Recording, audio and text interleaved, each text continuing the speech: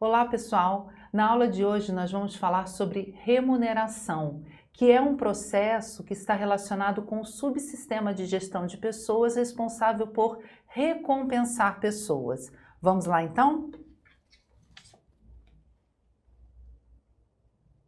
Aqui nós temos uma definição, de remuneração do Chiavenato, que ele vai dizer que remuneração é a função de recursos humanos que vai lidar com as recompensas que as pessoas recebem em troca do desempenho das tarefas organizacionais. E que remuneração é esse pacote, de recompensas quantificáveis que o empregador recebe pelo seu trabalho e que vai incluir, então, 3 componentes. Esses componentes são a remuneração básica, os incentivos salariais e remuneração indireta, também conhecido como benefícios. Aqui nós trouxemos um quadro onde vai tratar então desses 3 componentes da remuneração total. A remuneração básica, que é o salário mensal ou o salário por hora, que é o pagamento fixo. Esse valor fixo, esse pagamento fixo aí que o colaborador vai receber de maneira regular pelo seu trabalho. Então, a remuneração básica, esse salário mensal ou salário por hora, vai depender aí, esse valor ele vai estar definido, fixado em contrato ou então lá na carteira de trabalho do funcionário. Tá? Então, esse componente é chamado de remuneração básica. Essa remuneração básica também chamada de financeira direta. Outro componente importante e que faz parte da remuneração total são os incentivos salariais, que também é considerado uma remuneração financeira direta e que corresponde aí aos bônus, aos prêmios e à remuneração variável. Seriam aqueles programas, que a organização cria para recompensar os funcionários que têm aí um elevado desempenho e contribuem para o alcance dos objetivos da organização. Então, são programas de incentivos salariais para quem tem aí um elevado desempenho nas suas atividades. E por último, nós temos aqui o componente benefícios, que é considerado aí uma remuneração indireta, que aí são planos de saúde, seguro de vida em grupo, transporte, a qualidade de vida no trabalho também é considerado aí um benefício, uma remuneração indireta que o funcionário, o colaborador da organização pode receber e que faz parte da remuneração total. A gente vê aqui que tem remuneração financeira direta, tem a remuneração considerada indireta, mas nós também vamos ter as remunerações não financeiras. Não está aqui no quadro, mas eu vou anotar aqui ao lado para vocês. Remuneração não financeira, que vai ser o quê? Todas aquelas oportunidades de crescimento que a organização dá aí, essas oportunidades de crescimento para os seus funcionários. Então, é investimento em treinamento. Então, a organização ela vai custear treinamento para os seus colaboradores, a segurança no emprego, o reconhecimento pelo trabalho, e isso acaba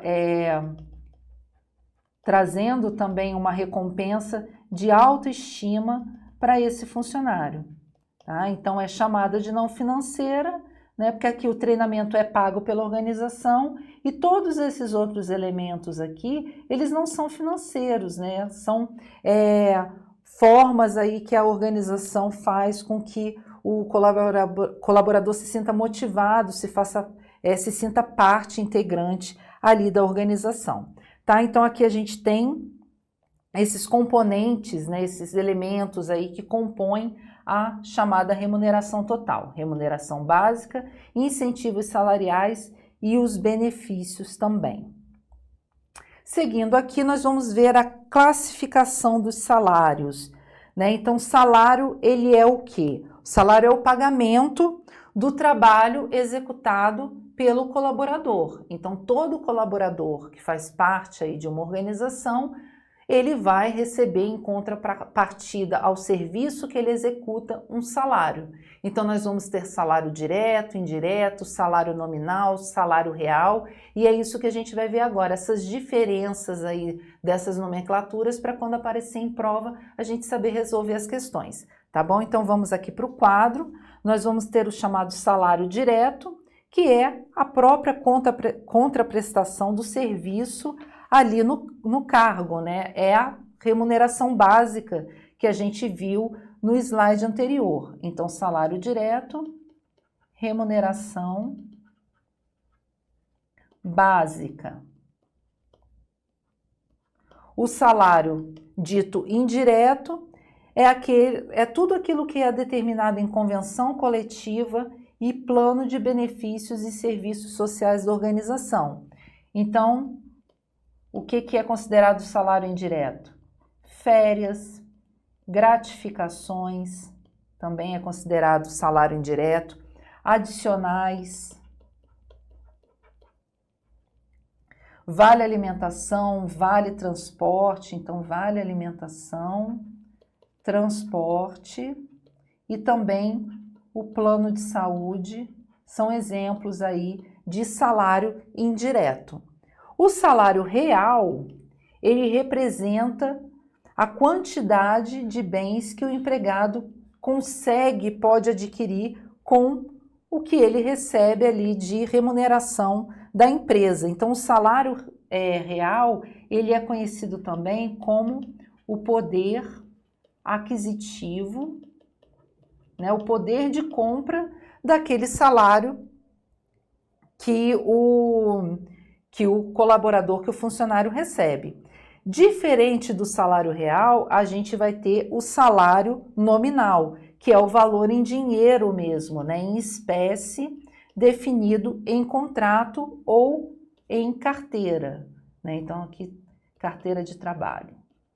Então, é aquele valor que está lá assinado na carteira. Então, vamos dizer que ganha R$5.000, né? Mas esse valor nominal, ele pode não corresponder ao valor real, né? Esse salário aqui que está em carteira, ele pode não representar aí um poder aquisitivo para esse funcionário. Então, é bom a gente ter isso em mente, né? Entender o que é o salário real e o que é o salário nominal. Então, se acontecer, né, o caso da organização aumentar o valor nominal, né, o valor que está lá assinado no contrato ou que está assinado na carteira, né, para poder, digamos assim, complementar, né, ou então cobrir aquele poder aquisitivo, né, o valor real ali do salário real da pessoa, isso não é considerado um aumento salarial, né, porque ele foi apenas para, digamos assim, o salário real, melhor dizendo, ele é corroído aí pela inflação, então ele vai perdendo o poder aquisitivo.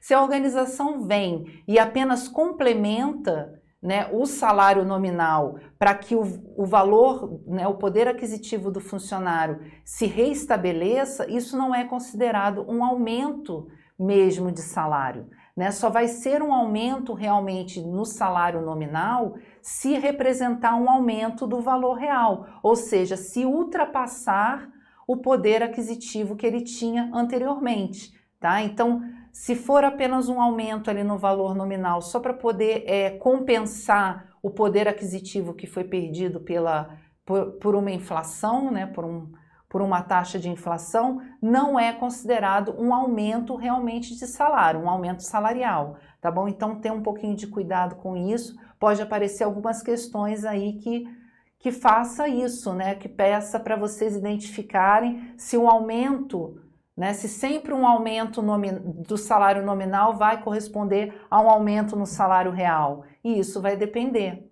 né? Se for apenas para cobrir o que foi perdido de poder aquisitivo com um aumento da inflação, não é um aumento do salário. Mas se for ultrapassar o poder aquisitivo que tinha anteriormente, aí sim é um aumento mesmo no salário, né, no poder de compra ali daquele funcionário, tá bom?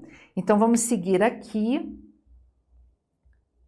com a nossa aula, que a gente vai ver aí os tipos de salários. A gente viu os componentes, né, da remuneração, a gente viu o que é salário direto, indireto, real, nominal, mas a gente vai ver aqui os tipos de salários por unidade de tempo, por resultado e também por tarefa, né?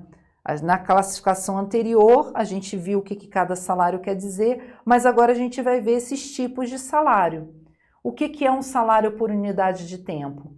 É aquele que vai ser pago de acordo com o tempo que a pessoa fica à disposição da empresa. Então, é um salário que vai ser pago talvez por hora, vai ser pago por semana, pode ser pago por quinzena, e também pode ser aí um salário pago por mês. Os salários mensais são aqueles mais utilizados, é um tipo de salário mais utilizado, mas a gente, por unidade de tempo, a gente vai ter essas opções aqui, hora, semana, quinzena, mês, tá bom? Outro tipo de salário é por resultado, e aí vai se referir à quantidade de peças ou obras produzidas por aquele funcionário, por aquele colaborador. Geralmente abrange sistemas de incentivos quando é por resultado, então pode ser comissões, pode ser também percentuais aí de vendas, né, prêmios de produção. Então, digamos que uma agência de publicidade, né, tem um tipo de salário para o resultado, então é por número de contratos fechados. E aí vai se pagar um determinado valor ali para aquele colaborador ou para aquela equipe, tá? E também temos o tipo de salário por tarefa, que nada mais é do que a fusão do salário por unidade de tempo, que a gente viu aqui em cima, mais o salário por resultado, que é esse segundo tipo aqui, né? Então, é quando o colaborador ele está sujeito a uma jornada de trabalho e, ao mesmo tempo, ele, né, tem esse salário determinado aí pela produção, né, que ele executa, pelo que ele produz, tá? Então é chamado o tipo de salário por tarefa. Então vamos ver agora a composição dos salários, né? Nós sabemos que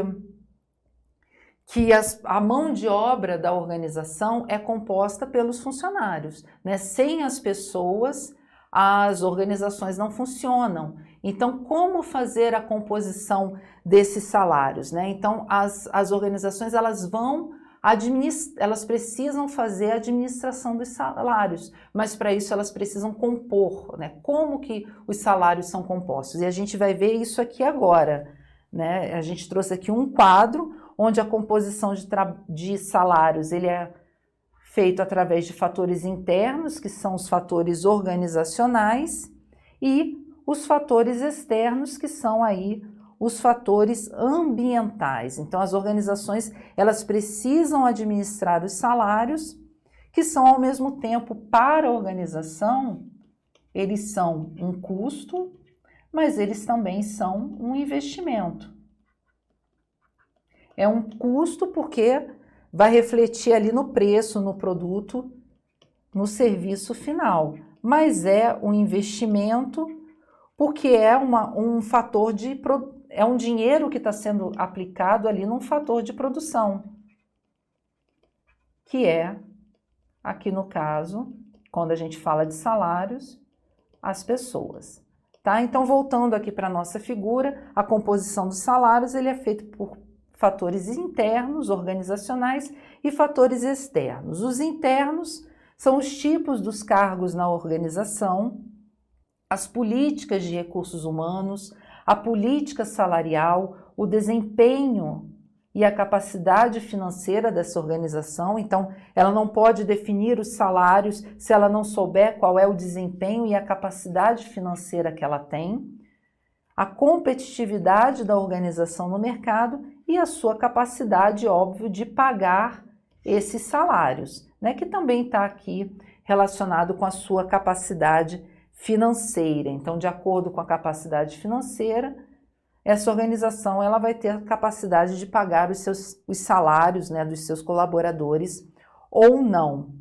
Fatores externos é a situação do mercado de trabalho, a conjuntura econômica, né, que se está vivendo, então inflação, recessão, custo de vida, os sindicatos e as negociações coletivas influenciam muito na composição dos salários também, a legislação trabalhista que precisa ser cumprida, a situação do mercado de clientes. Então, se a organização ela não está tendo muitos clientes, ela não está produzindo muito, então como que ela vai fazer para compor os salários? E a própria concorrência aí no mercado, né? E aqui a concorrência relacionada mesmo aos próprios salários, né? A organização ela não pode pagar menos do que o mercado está pagando, porque senão ela vai ter aí uma rotatividade muito grande de funcionários. Os funcionários não vão querer ficar numa organização que paga menos do que o mercado de trabalho está oferecendo e as oportunidades aí do mercado. Tá bom? Então aqui a gente tem a composição dos salários. E esses fatores vão nos levar aí ao estudo no próximo slide do que a gente vai chamar de plano de remuneração. Porque para desenhar o plano de remuneração é preciso que se tenha a composição dos salários da organização. E aqui a gente tem alguns critérios, né, que precisam ser levados aí em consideração quando se desenha o plano de remuneração da empresa, né? Os principais desafios aí que a organização precisa enfrentar para poder fazer o seu plano de remuneração. Porque a organização, as empresas, elas são únicas. Então, elas podem tomar por base planos de remuneração de outras empresas, mas elas precisam adaptar esses planos para a sua realidade. E para desenhar esse plano de remuneração, elas precisam seguir aí alguns critérios, né, analisar alguns pontos internamente para poder montar um bom plano de remuneração que vai manter os seus funcionários dentro da organização, que não vai fazer com que eles saiam, né, ou que tenha muita taxa de absenteísmo no ambiente de trabalho. Tá? Então vamos ver o primeiro critério aqui, que é o equilíbrio interno versus o equilíbrio externo. Então, quando fala de equilíbrio interno, é a chamada justiça distributiva interna. O que é isso? Né? Os colaboradores, né, eles vão querer um equilíbrio interno da remuneração, né? Então, eles sentem, né, eles percebem se os salários são iguais.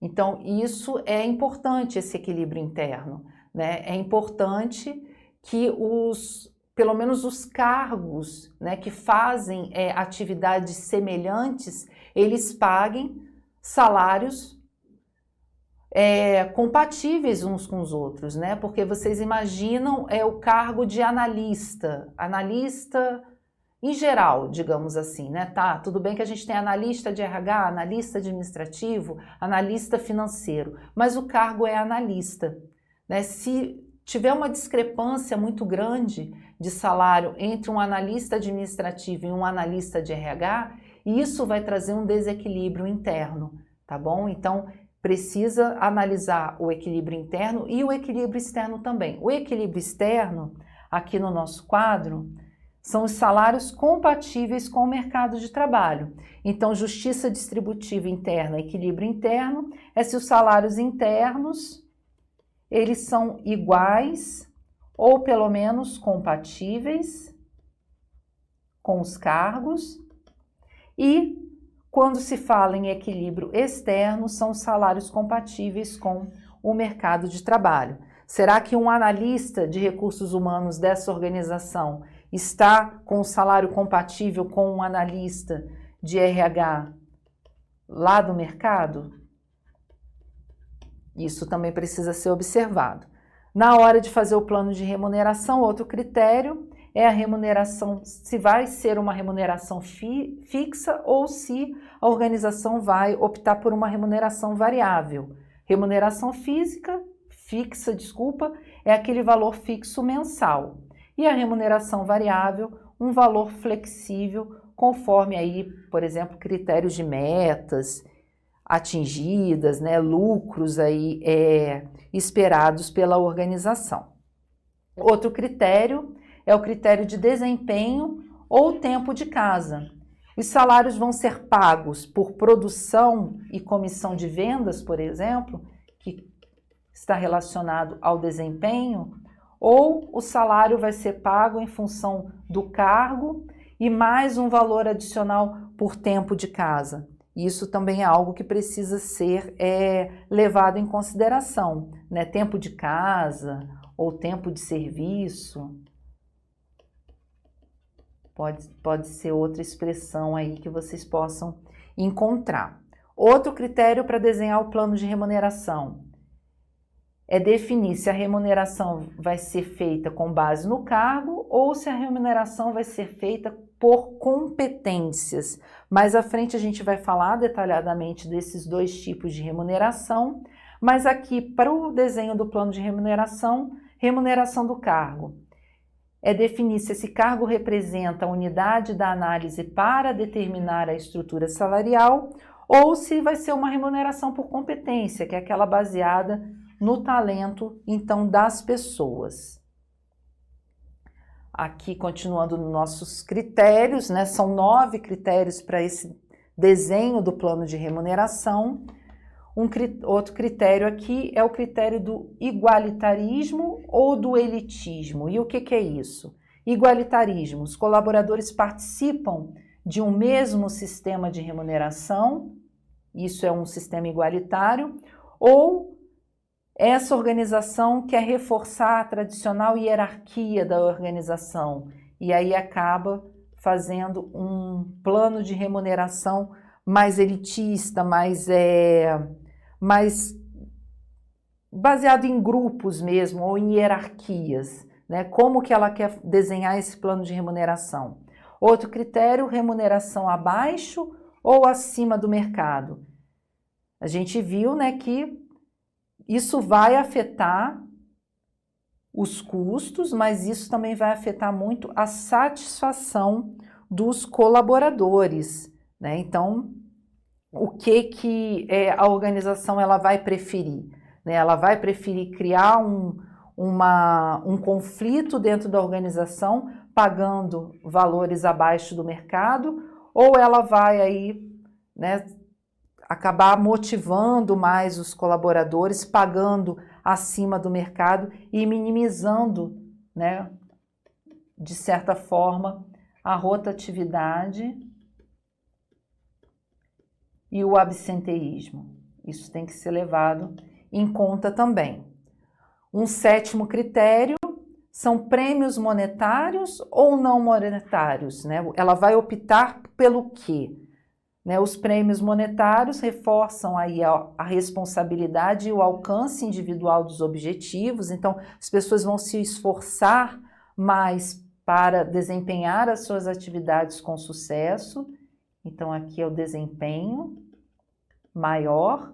Ou elas vão reforçar o comprometimento com a organização, né? Porque quando se trata de prêmios não financeiros, é mais a questão do reconhecimento.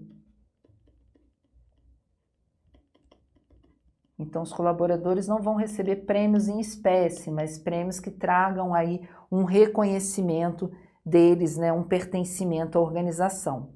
Outro critério é se a remuneração vai ser aberta ou se a remuneração vai ser confidencial, né? Porque dar acesso ou não a informações sobre remuneração dos colaboradores e decisões salariais podem trazer aí um certo conflito também para a organização. E um último critério para desenhar o plano de remuneração é se essas decisões sobre salários vão ser centralizadas ou descentralizadas. Quando centralizadas, elas ficam no departamento de RH, ou descentralizadas, elas vão ficar aí com os gerentes de linha.